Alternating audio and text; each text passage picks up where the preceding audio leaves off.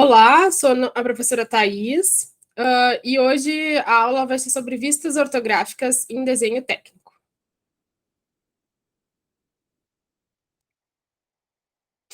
Então, dentro da matemática, a gente tem a geometria descritiva, que tem a função, né, e a finalidade de representar as figuras espaciais em determinados planos, em papel, né? Então, eu quero representar um objeto, eu vou representar a partir da geometria descritiva. Mas, prof, para que isso é importante? Para nossas profissões, né? Então, para construir ideias, né? Colocar ideias no papel, raciocinar em três dimensões, para desenvolver produtos, para se comunicar com colegas, funcionários, clientes. Então, isso é muito importante. É uma área da matemática muito importante para nós profissionais. Dentro da geometria descritiva, a gente tem o sistema projetivo, que é dividido em duas partes, as projeções cônicas e as projeções cilíndricas. As projeções cilíndricas também são divididas em duas partes, a projeção oblíqua e a projeção ortogonal. Então, o sistema projetivo, o que é? Ele envolve três elementos básicos. É eu pegar esse objeto e fazer uma projeção dele num plano, né, bidimensional, de duas dimensões.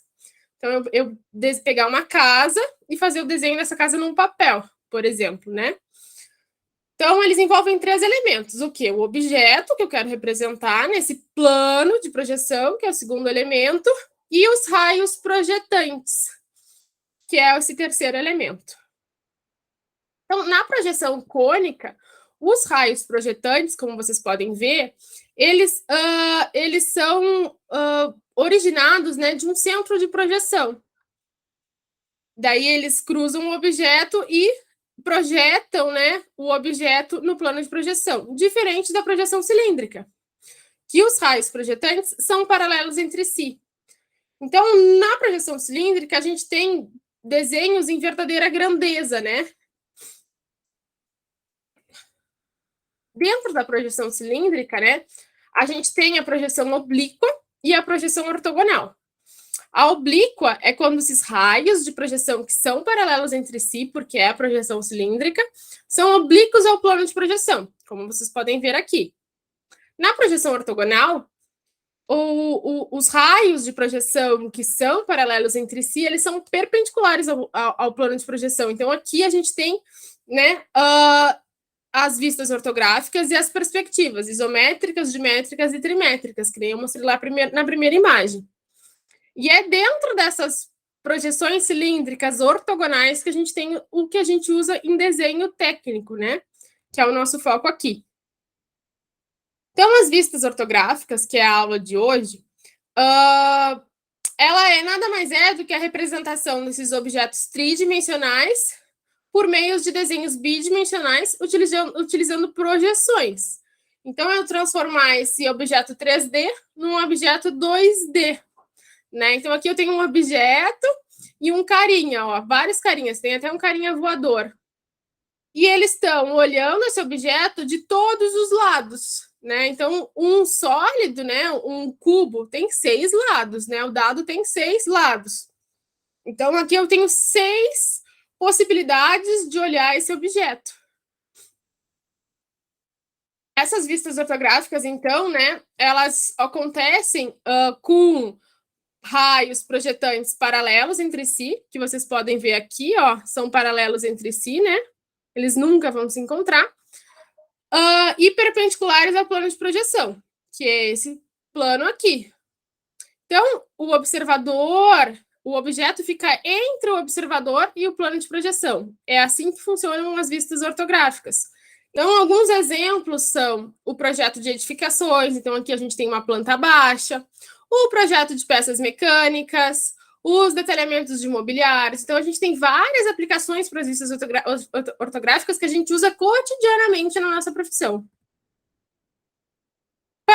Né, o que fundamenta as vistas ortográficas são os diedros, que são uma divisão do espaço que foi feita. Então, essa divisão é composta por 2 planos, né? Um plano vertical e um plano horizontal, que se cruzam, como vocês podem ver aqui, e criam 4 espaços, né? O que são esses 4 espaços? São os 4 diedros, tá? Então, a cada momento que eu posicionar o meu objeto no espaço, eu vou ter sempre 2 projeções, uma no plano vertical e uma no horizontal. Aqui também, plano horizontal no plano vertical. Comumente, a gente usa o primeiro diedro. Então, quais são as projeções ortogonais pelo primeiro diedro? A gente vai ter principalmente 2 projeções, que é as que são no próprio diedro, mas a gente também constrói na volta desse diedro, né, uma caixinha com outros 4 planos. Então, a gente tem 6 vistas, que nem eu tinha falado para vocês, 6 vistas na volta. São 6 pontos de observação que eu posso observar o meu objeto a partir do primeiro diedro, tá? Tenho 6 planos, cada um representa vistas diferentes. Então, o plano 1 é a vista frontal, o plano 2 é a vista superior, o 3, lateral esquerda, o 4, lateral direita, o 5, vista inferior, e o 6 é posterior. É como se eu estivesse vendo o objeto de trás. Então, uma coisa importante. Prof, mas eu posso colocar só uma vista para desenhar um objeto? Por que eu tenho que desenhar as 6? Vamos fazer o seguinte exercício. Como é que vocês imaginam que é este objeto? Ele tem essa vista frontal. Ele pode ser de infinitas possibilidades. Então, ele pode ser 2 planos retos, ele pode ser um reto e um curvo, ele pode ser um reto e um inclinado, ou o inclinado pode ser o outro. Todos esses objetos aqui têm a mesma vista frontal. Então, é impossível eu representar, né, um objeto a partir de uma vista só. Eu preciso de mais vistas para conseguir compreender esse objeto. No mínimo 2. Então, aqui, ó, com a associação da vista frontal e a da superior, eu consigo entender que aquele meu objeto que eu achei que era de outro jeito, é deste jeito aqui, tá?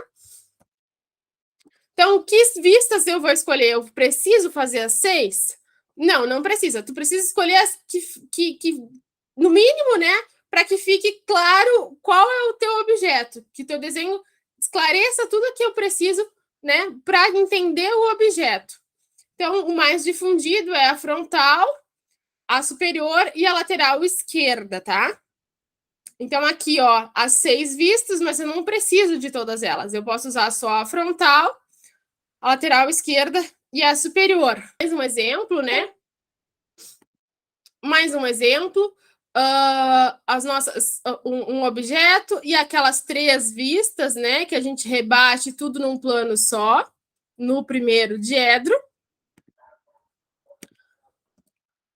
Os tipos de linha. Então, o que são aquelas linhas tracejadas? São as linhas que a gente não consegue enxergar, mas elas estão lá. São planos que estão lá, mas a gente não enxerga da vista que a gente está.